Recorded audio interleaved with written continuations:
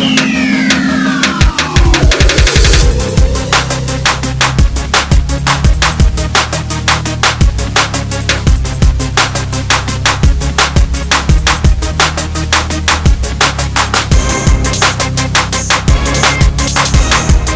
and gentlemen, this is Vincent Ugasa once more on Ponder, and today joining me is going to be Barrister from baritv.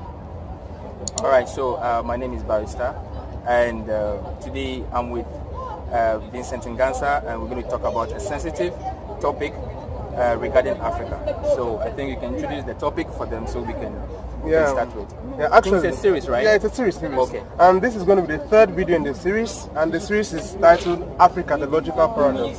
And today we are going to be examining some attitudes that Africans need to change. I think that's the title of this series, some attitudes that Africans need to change. And what are some of the attitudes that they need to change though? Yeah. Actually, I think that's what you're going to be telling us. That's why you're here with us today, so that you can give us your viewpoint on some examples. And from some observations, I realized that Africans don't really mind their business. That's interesting. Yeah, that's one attitude I think they should change.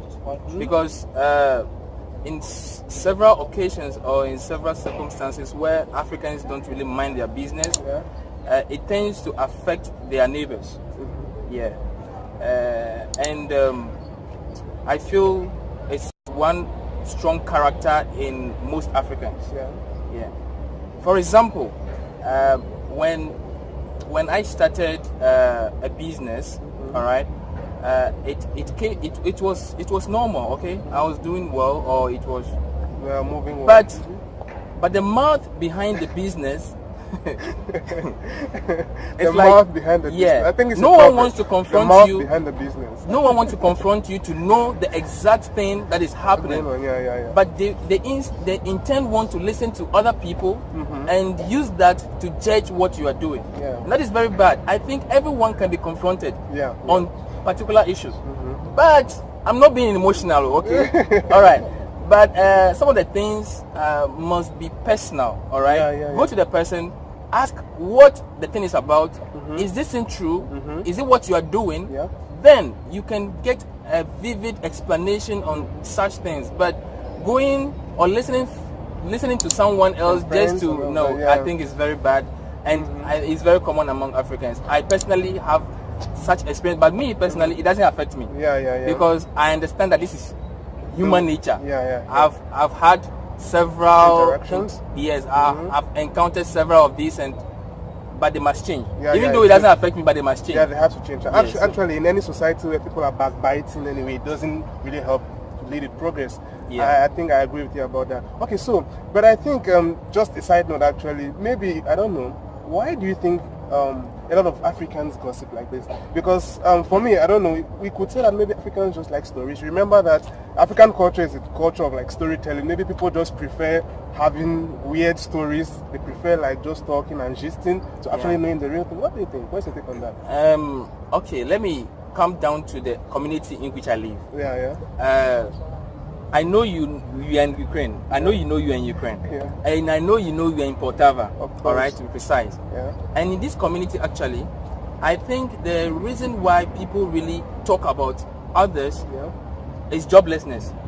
Interesting. Yes. Okay, what did you mean by joblessness? We have most of the people that come here are students. We have classes sometimes from 8:30 to latest 5. All right. From 5, what do you do with your life till tomorrow morning? Okay. Someone says he go to school and get so much packed up and so much stress and want to release stress.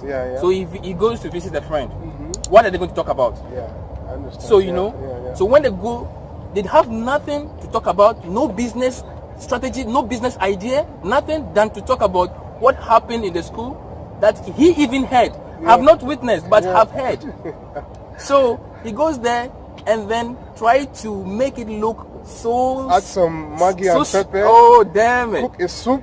Oh. Maybe we can even I don't know if you have ever heard a story that has been fabricated and want to be spiced.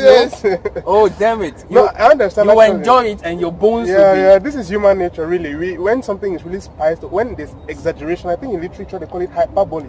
we have hyperbole. People enjoy it a lot. Grammar. Yes. Okay, and that's the jobless I'm talking about. They don't have any job, all right, and they don't have any job, so it's like after school. What else do you have to do? Nothing. You don't go for any extra classes, no extra job aside your education, and this is the reason why we go to meet our friends, and then and most of them are even young. They are very young, and that they are provided by, I don't know, they are supported by their parents. They don't have any struggle in life, and they don't want to think about anything. Every month they have money packed in. What else do you want to do? Nothing to talk about. That's true. My parents said I should come and study. Yes. And so provided I'm studying, my attitude doesn't. Nobody thinks about my attitude. Yes. In church, wherever else. Yes. I'm basically talking about the community I live in, because most of the Africans here are students. That's correct. And those who are not students are really minding their business. They are trying to find yes. Everyone is struggling hard to find something to do, and there's no time at all to waste talking about someone else. Okay, now this is about joblessness. Okay, that's true. So now, what do you think? What do you think can be? Before we get to what do you think can be a solution to this? How can you relate this? Is it the same thing that happens in Africa, or do you think that it happens only with the African community abroad? When I mean abroad, I mean like African community out of Africa, like in Europe and all of in other countries, or do you think it also happens in Africa? And if you think so, what do you think can be a solution, an attempted solution to this issue? Okay, I think it's not problem only abroad, but it's also back home, like in Africa. Even though we have such problems in Africa, I mean, it all leads to the joblessness again. People who don't have anything to do are those who have time to just go talk about someone else. Talking about someone can be a positive or a negative impact. You understand?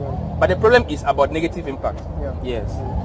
You don't have the concrete evidence, and then you want to say it. But the solution to such things,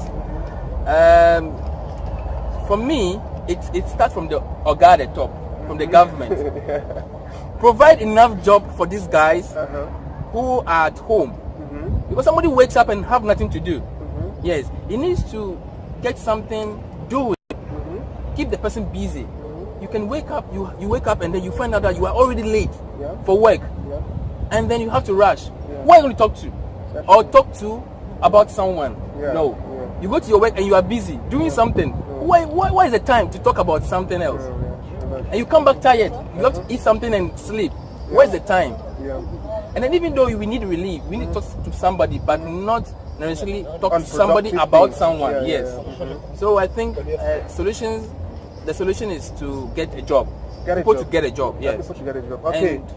Okay, now when you mean people getting a job, do you think it's only the government's problem? Because the one truth that exists in life, which I think a lot of Africans don't understand, the government cannot give jobs to everybody. Sometimes when you look at other countries, it's not like the government provides everybody. Sometimes when you develop jobs on your own, when you're trying to develop, for example, if you have let's say a business which involves food, and you're trying to develop a new brand of food, if a lot of people are getting into it, the government can now come in to regulate, and by that you can actually develop an enterprise or something. So when you mean getting a job, do you mean the government should provide everyone with a job, or do you mean like people should start thinking productively about what they can do with their life? That side of entrepreneurship, that means that you have to start your own business. You have to think, You have to think of something to do for yourself. Actually, bringing up a company or starting your own business, in Africa, I understand that they are taxed. You need to pay tax, and it also have to do with the government reducing the tax for the young entrepreneurs or the guys who want to go into their own business. It should make it so flexible that it is possible for you to just start a business. You understand? Yes, it should make it very possible for you to be able to start this. And also, Africans should broaden their mind. Yes, should broaden their mind and should talk about some productive things happening in the world. Educate themselves. Read more books. Meet your friends and say, I heard that the Notre Dame Cathedral has been burnt down. So have you heard it? This is so amazing. Like, talk about something that would broaden your mind, not something that would just amuse you for a moment. And some people, I have a friend, you have to give gist to get a gist. Yes. Immediately you don't have gist, there's no gist for you. That is why sometimes I'm the last person to hear certain things in this area. I don't have so much gist for you, so I don't get gist. Yeah. Okay, I understand. Okay, well, that's nice. That's interesting. And okay, one last thing. Okay, I think we're running out of time. So what do you think? Can you give me one negative impact of this attitude of not keeping to privacy, not understanding privacy? Okay, you said one negative impact on the individual, right? Individual, yeah. You mean the person who is trying to... The person who is, who is not minding his business. Okay. His or her, please. Okay, his or her business. Yeah. Okay, I'll give you one negative impact on the person who is giving the information, and the information, the person's information that has been... No, the information that has been passed about the person. Okay. Let me put it this way. One is trust issues, all right? No one trusts you with information anymore, because immediately people realize that you give too much information, and most of them are false. They begin to have trust issues with you. It affects you now in the future. If the information is true, they need to talk a lot. If it's true, people still trust you? Let's say, okay, if they are true, sometimes too is bad. Okay. Yes. So what are true or false is not good enough. Unless the information is necessary to be passed across. Okay. Because if you are into business right now and I go talk about your business, it's a positive thing and I'm speaking the truth, and then it's a plus on your side. Yes. But if the same business and you are doing and I go talk about it but in a negative way, it's not good. So my own personal impact, maybe the negative impact on this guy is trust issues. Yes, don't talk too much. If you talk too much, it's going to affect you now and in your future, because everyone needs somebody. So if you are in the future and you go apply for a job, and those who know you to be talkative or talk too much, they'll go like, no, don't give this job to this guy. He's going to spread us. He can't keep a secret. He talks too much, and then even as good as your CV is, you messed up. And those who are talked about, it sometimes also brings their morale down in whatever they are doing, because you tarnish the person's image, which is not true, and the person lose hope in whatever he's doing. So both anyways, it's affecting you and the person you're talking about. Unless the person has a strong will to be able to defend and go with what he's doing, it sometimes affects them too. So we should sometimes mind our communication skills and improve our minds. Okay, thank you very much, Barrister from baritv. Thank you so much. This was Ponder in association with baritv, and we will be having much more interviews as this coming up soon. And one thing you must remember, if you want to be trusted and if you want to maintain your dignity, then keep your mouth shut, mind your business. Thank you very much, ladies and gentlemen. See you next time on Ponder. Goodbye.